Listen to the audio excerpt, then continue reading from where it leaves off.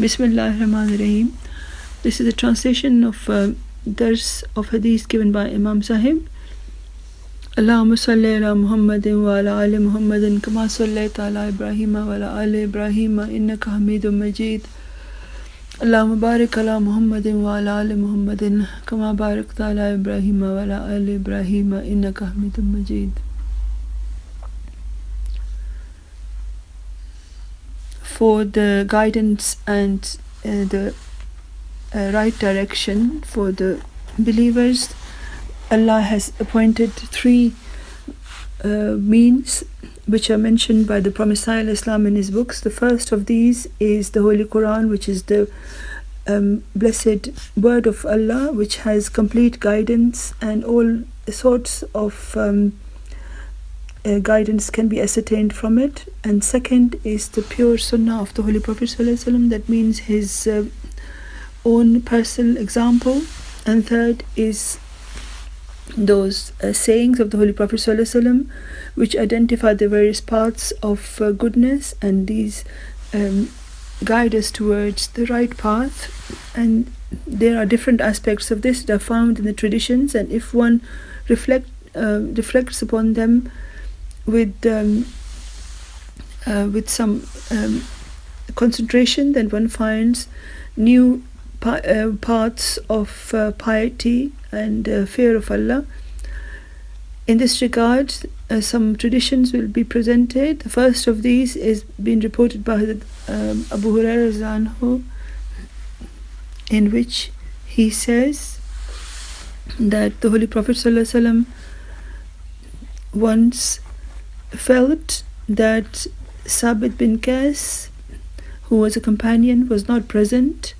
The Holy Prophet ﷺ inquired as to where he was. This was the Holy Prophet ﷺ's blessed manner, that he would always keep an eye on his beloved companions. While coming and going, he would look at them and used to inquire after their health, etc. And if a companion was not seen, and a few days would go past, and he would ask where such and such companion is, how is he? And if he was told that he was not well, then the Holy Prophet ﷺ would most of the time go and inquire after their health. So once when Sabit bin Qais was absent, he asked, where is he?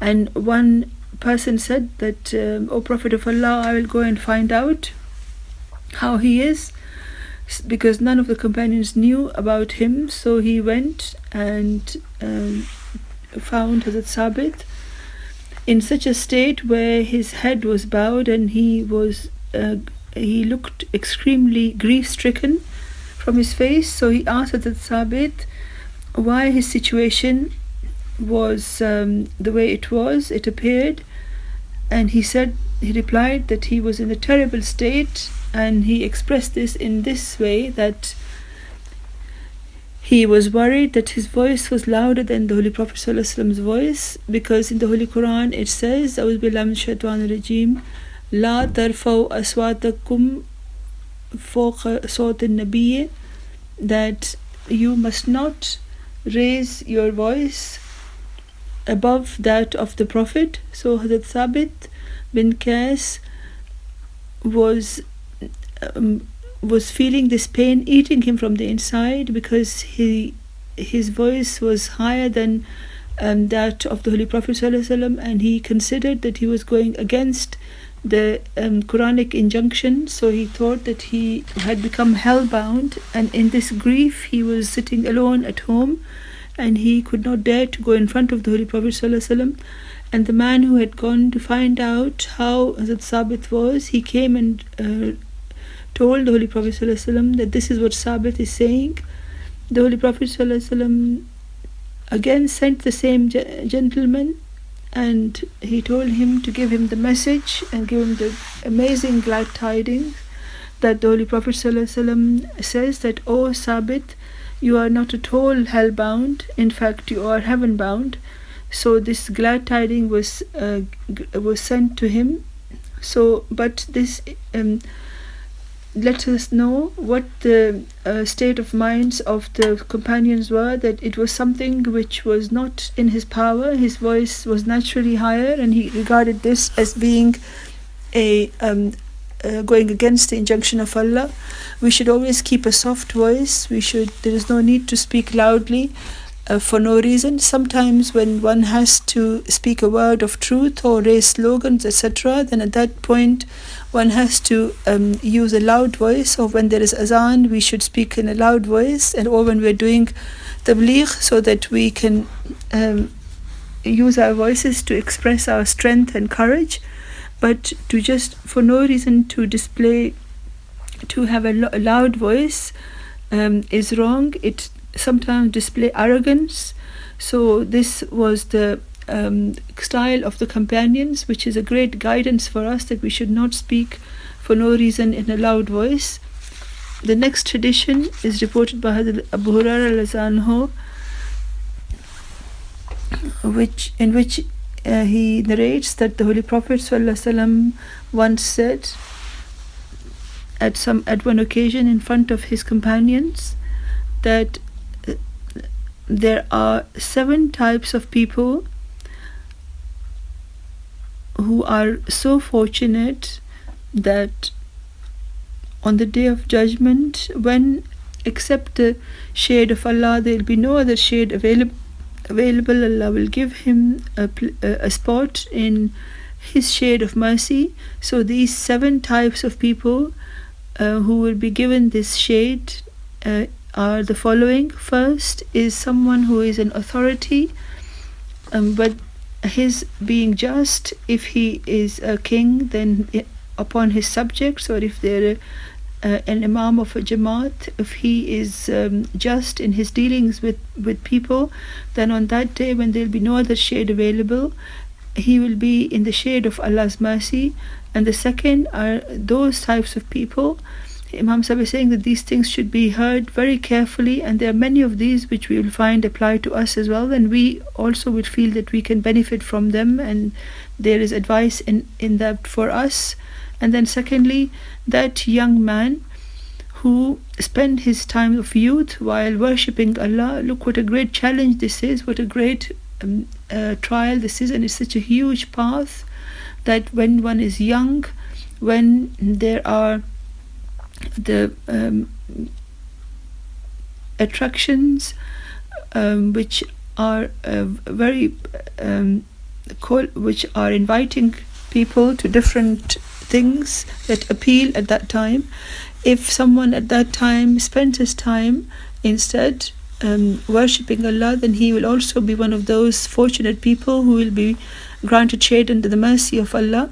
And the third is those people whose hearts are attached to the mosques, just like it says in the hadith that a believer is he whose heart is hanging in the mosque. He comes to the mosque, he offers his prayers, and then he doesn't feel like leaving. His heart remains in the mosque, his attention is in the mosque, but for the purposes of worldly task he has to leave. But his desire is that when will it be the next namaz, and when would he go back to the mosque? So the third is that person whose hearts are hanging in the mosque. And fourth is those people who love each other for the sake of Allah, not for the sake of any worldly benefit. Mostly people praise someone or keeps someone maintain relationship because as a result of those relationships they will have worldly benefits. But Allah says that the Holy Prophet ﷺ said that those people who just for the sake of earning the pleasure of Allah, they love each other, and because of this love they come together, and because of this love they get separated from each other. So this is the standard, that to earn the pleasure of Allah and to follow in the instruction of Allah, those people who love for these reasons are the ones who will be granted a place in the shade of mercy of Allah. And the next is that young man that pure man who was invited by a beautiful and a woman who is beautiful and who wields authority, invites towards an evil, and he refuses.